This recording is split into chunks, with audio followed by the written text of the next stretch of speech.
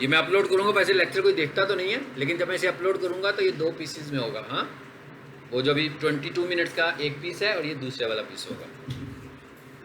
तो अब अगला हिस्सा क्या आ गया जी हमारे पास? हेड। दूसरा हिस्सा आ गया वेबसाइट का हेड। ओके, मैं कुछ नहीं बना रहा, अभी फाइल ही नहीं बना रहा, अभी आपको मैं सिर्फ HTML फाइल का स्ट्रक्चर दिखा रहा हूँ। अगर हम ये चेक करेंगे जो मैंने वेबसाइट खोली थी, क्या उसमें हेड है? जी, लाइन नंबर 5। मैं आपको यही दिखाना चाह रहा हूँ कि ये किसी भी वेबसाइट में, CMS की वेबसाइट में भी ये सब कुछ नजर आ रहा होगा आपको। ठीक है, किसी भी वेबसाइट में ये सब कंटेंट्स आपको नजर आएंगे। ये हेड नजर आ गया आपको? कंट्रोल F करें जरा और यहाँ पर लिखें /हेड, क्योंकि वो पहला हेड तो नजर आ ही गया आपको। ये दूसरा हेड भी नजर आ गया। तो 180 लाइनों तक हेड खेला जा रहा है, ऐसे ही है ना जी? अभी तक कोई हेड का मतलब ये है कि वो कंटेंट है जो पेज पे नजर नहीं आ रहा। ये सारा काम कुछ कैलकुलेशन वाला काम है जो यहाँ पे हुआ हुआ है। ये बॉडी नहीं है, ये वेबसाइट की बॉडी नहीं है। जहाँ पर हेड खत्म हो रहा है वहां से क्या शुरू हो रहा है? ये हम वेबसाइट खोली हुई है लाइव, ये ऑफलाइन वेबसाइट भी नहीं है, ये एक लाइव वेबसाइट की मैंने कोडिंग खोली है। ये है बॉडी। बॉडी का क्या मतलब है? वेबसाइट का वो वाला हिस्सा जो विजिटर्स को नजर आ रहा है, वो बॉडी के नीचे आ रहा है। ठीक है, इसका मतलब क्या हुआ कि यहाँ पर क्या होना चाहिए? बॉडी होनी चाहिए। ओके,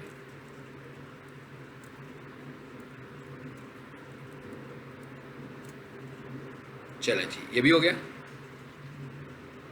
आमतौर पर आप देखें वेबसाइट के नीचे एक फुटर सा बना हुआ होता है, डार्क सा कलर होता है, और वेबसाइट के अंदर जितनी भी चीज़ें आपको बॉडी पे ऊपर नज़र आ रही होती हैं वो सब समराइज की शक्ल में हमें फुटर पे भी नज़र आ जाती हैं।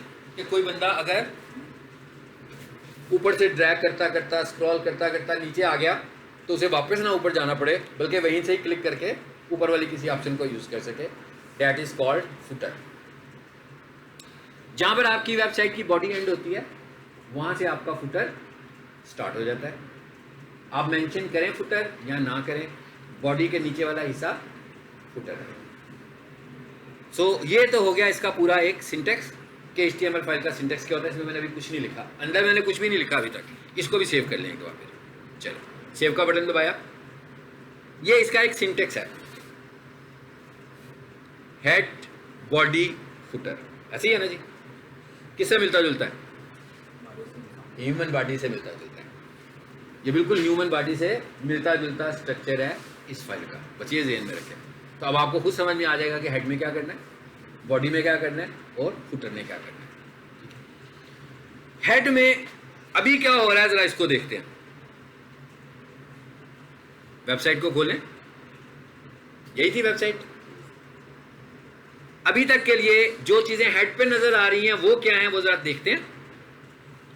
माउस लाएं। भाई मैंने क्या कहा था? हेड बॉडी नहीं है, तो इसका तो मतलब हुआ कि ये तो कुछ भी नहीं है हेड में। कंफर्म होगी ना बात कि इनमें से तो कुछ भी हेड में नहीं है। सो अब मैं माउस ले आया टैब के हेडर पर, जो गूगल क्रोम का टैब हमें नजर आ रहा है उसका जो हेडर है, उसके ऊपर अगर आप देखें तो आपको दो चीजें नजर आ रही हैं। एक उस पर कुछ टेक्स्ट लिखा हुआ है जिसे हम टाइटल बोलते हैं, और एक उसके लेफ्ट साइड पर तस्वीर नजर आ रही है जिसे हम फेविकॉन बोलते हैं। अभी के लिए हमारे काम की चीज जो हेड में मौजूद है वो एक है टाइटल और एक है फेविकॉन इमेज। इसको टेक्निकली कॉल कर रहे हैं हम फेविकॉन। इन्हें हम एड्रेस इसलिए कर रहे हैं कि ये दोनों ही SEO के की फैक्टर्स हैं, और खास तौर पर टाइटल SEO का की फैक्टर कैसे है ये समझते हैं। मैंने माउस यहाँ रखा हुआ है, आपको लिखा हुआ नजर आ रहा है इस पे, बेस्ट प्रोफेशनल किचन इक्विपमेंट इन पाकिस्तान। ठीक है, और मैं कीवर्ड क्या लिखता हूँ? प्रोफेशनल किचन इक्विपमेंट इन पाकिस्तान भी नहीं लिखता। इसका मतलब इसमें मेरा कीवर्ड शामिल है। ये लिखा मैंने प्रोफेशनल किचन इक्विपमेंट।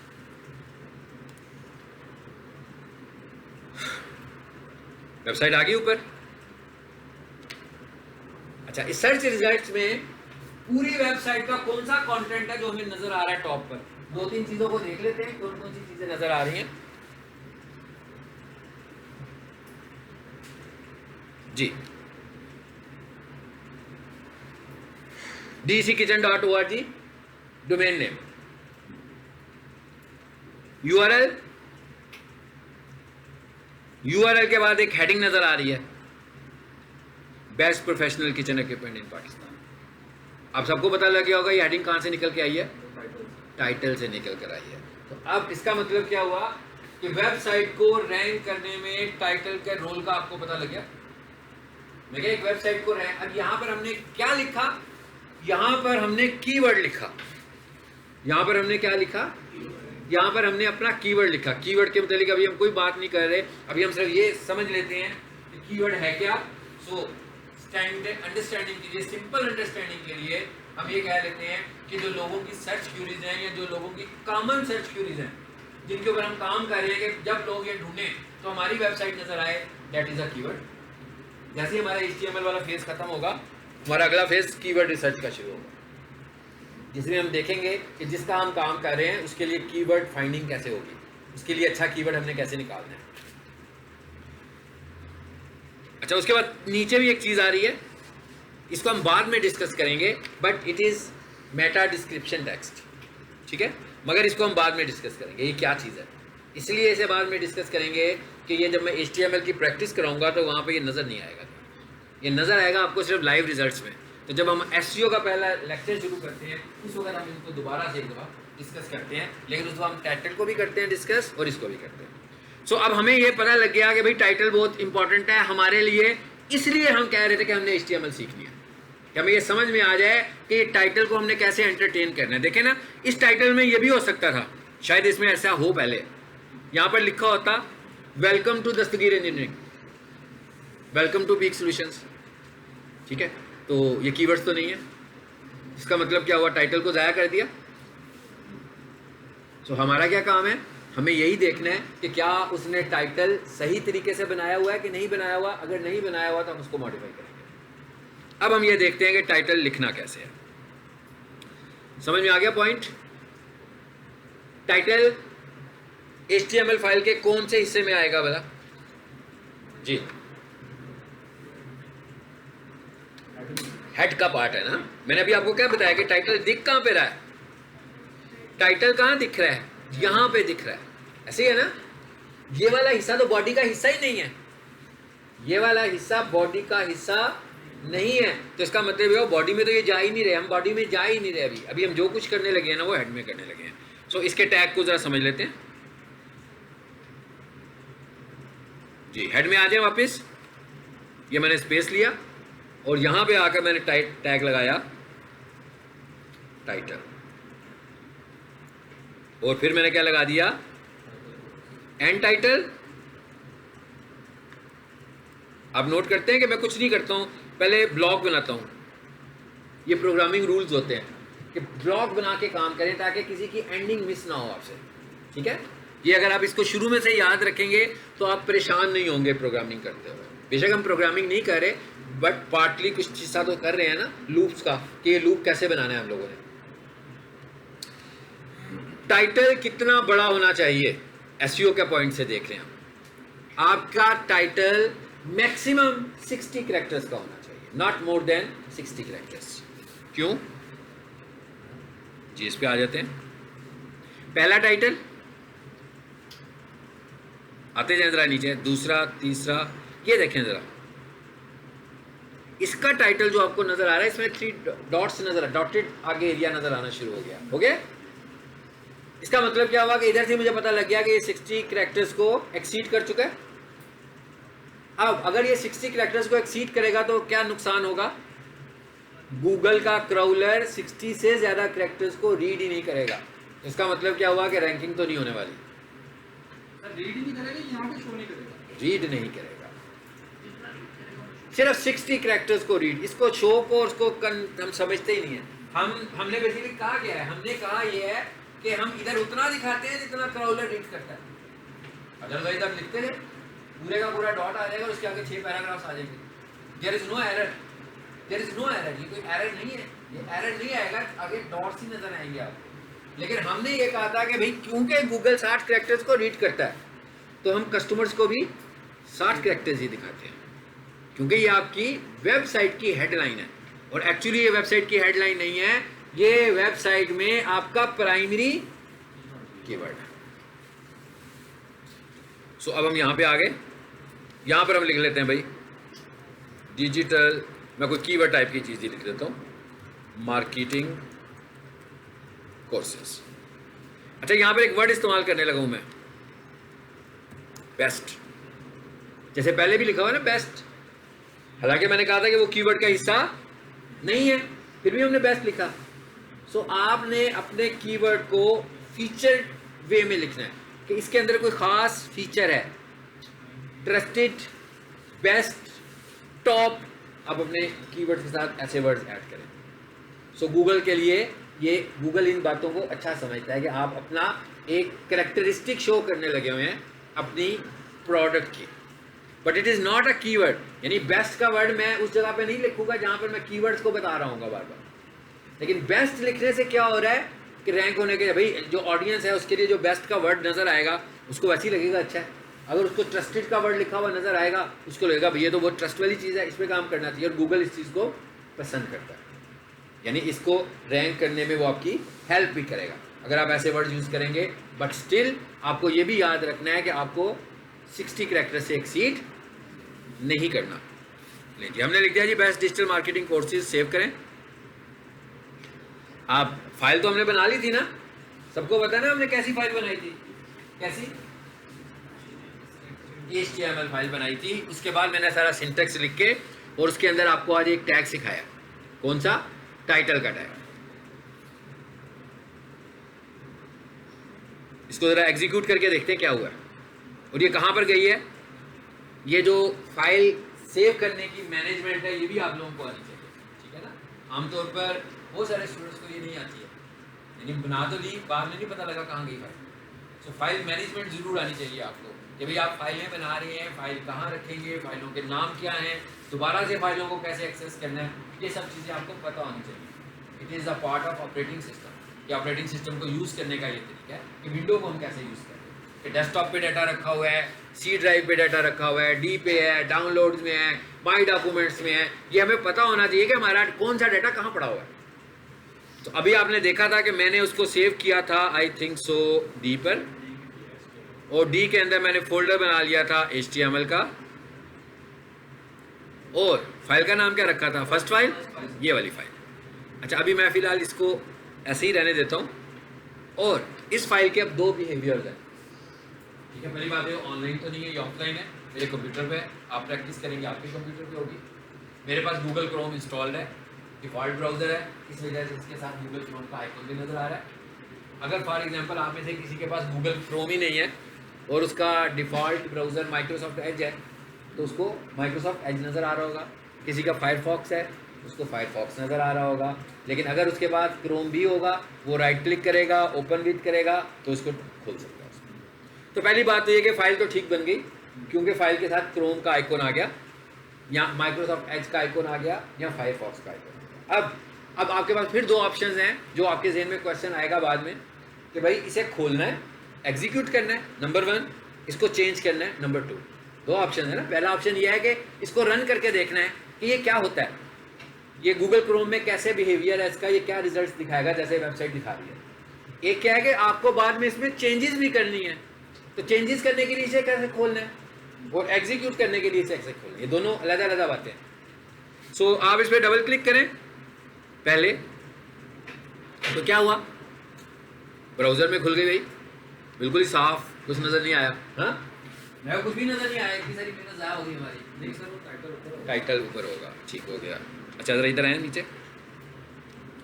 अच्छा अब दूसरा ऑप्शन क्या है हमारे पास, दूसरा ऑप्शन ये है कि इसमें चेंजेस करनी है भाई, अब आगे बढ़ रहे हैं भाई, ये कर लिया, और लिखना है और लिखना है और लिखना है, मजीद काम करना है आपको, तो इसमें चेंजेस करनी है।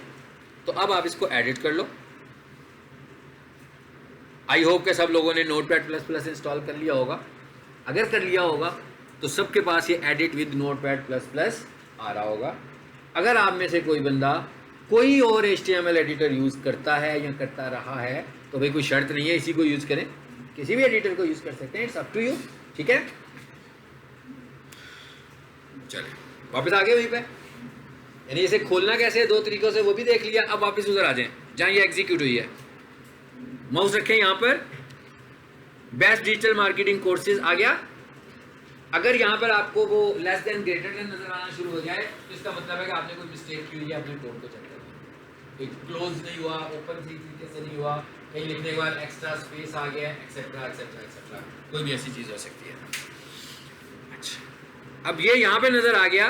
वेबसाइट में आप देख रहे थे दो चीज़ें नज़र आ रही हैं, देखें टाइटल भी नज़र आ रहा है, साथ में एक तस्वीर भी नज़र आ रही है। यहाँ पर आपको सिर्फ टाइटल नज़र आ रहा है, तस्वीर नज़र नहीं आ रही है, यानी अब हमें तस्वीर भी देखनी है। बहुत सारे लोग बैठे हुए हैं, सबको समझ आ रही है कि नहीं आ रहा? मैंने कहा बहुत सारे लोग हैं, आखिर तक सबको समझ में आ रहा है तो बात है नहीं आ रहा। सब लोग गाने सुनने के लिए स्टूडियो जैसे भी बुला रहे थे, और तो कई स्टूडेंट को इसका आवाज करते हैं,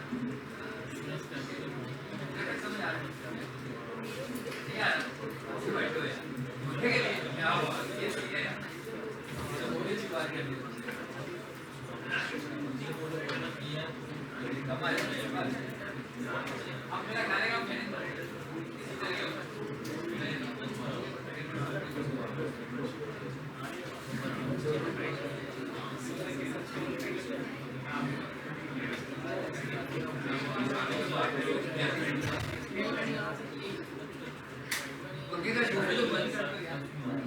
पहले इम्पोर्टेंट चीज तो ये है ना कि बात समझ में चाहिए, बात समझ में नहीं आ रही है तो फिर फायदा क्या हुआ? लेकिन बिल्कुल नहीं है, उस किसी में भी कर सकते हो। बट अगर कोई ऐसा एडिटर है जिसमें आपको पता ही नहीं लग रहा है कोडिंग चल कैसे नहीं, ये आप टाइप करते जा रहे हो, बैक एंड पे कोडिंग होती जा रही है, एसईओ में नहीं कर सकते, ठीक है? कोडिंग को अंडरस्टैंड करना बड़ा जरूरी है।